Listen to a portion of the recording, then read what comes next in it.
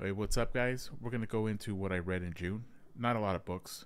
I started late in June, and so I only have about four. Two of them manga, two of them are books, and let's get into for the what I did not like, and we go into what I really liked. The first book is gonna be Five Broken Blades. I thought this book was not very good. I'm not a romance guy. I already did a video on it. I want to say that the attraction between everyone that started early in the book kind of just ruined it for me. I thought that everyone, if they were just too focused on trying to hook up, then what was at stake, what were they were supposed to do. We got five POVs, actually six POVs. I don't know why they only call it five blades when there's actually six characters in here. I guess one doesn't really do anything, doesn't have like a special skill as the other ones. Whatever. I felt like they were too busy trying to hook up, didn't do what they're supposed to do, like I just said, and that kind of like threw me off the book. I want to say 70% of this book was romance, 30% was actually story. And for me, I'm not a romance guy. And you're probably saying, well, why did you buy it? Why did you read it? I read the inside of the jacket, and that's supposed to tell you what this whole book's mostly about. And romance was not mentioned once inside that jacket. So I was deceived. I felt like I was deceived, but I was like 300 pages in. Yeah, might as well finish it. So I gave this 2 stars. I do like the when it wasn't romance and it was actually trying to kill the king. I thought that was fun. I thought that was the ending was okay. It kind of felt like it was predictable, but the little twist at the end for the second book was pretty good. I don't think it's enough for me to buy it and actually read it.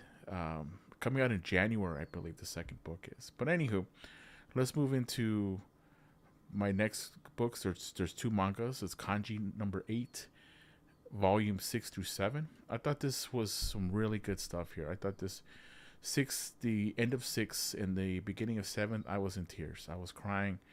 I was funny because I was getting my car maintenance and I was sitting in the car, area waiting, and I played the special music when I know something's gonna be sad, and I was like with tissues, you know, the tears trying to just wipe my face, mocos coming out.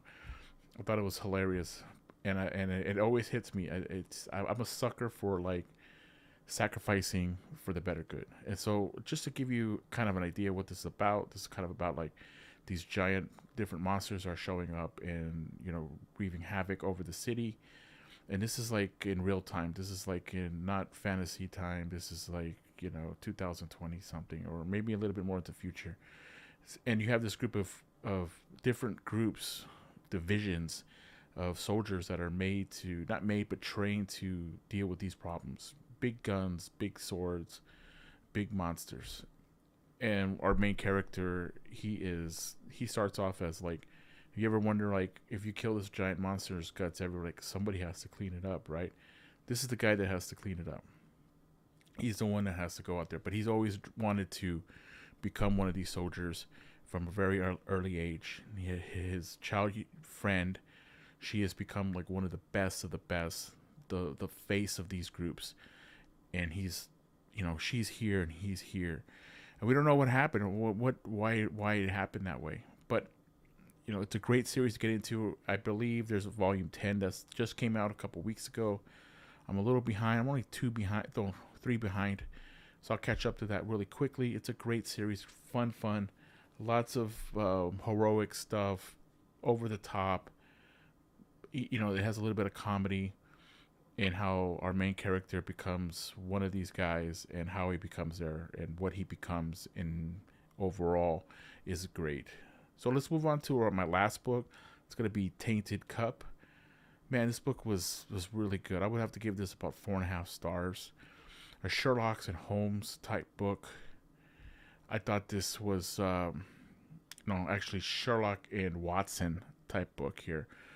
We focus more on a Watson in this book, which his name is Din, and he has the ability to remember every single thing he sees, anything he reads, anything he sees, he could just do it. He does these upgrades that the everyone in this book, not everyone, but if you wanted to upgrade, you could upgrade your strength, your memory, and all these different kinds of things. And they go through all these different kinds of plants and stuff that help that makes this possible. Really good stuff. There's a murder. He's sent out to go check it out. It's an Imperial officer. We find out. I'm not gonna give two away, but this Imperial officer's had a lot of was not your regular, Joe Blow here. This guy was really connected, and it all goes from there. And a tree has burst out of him.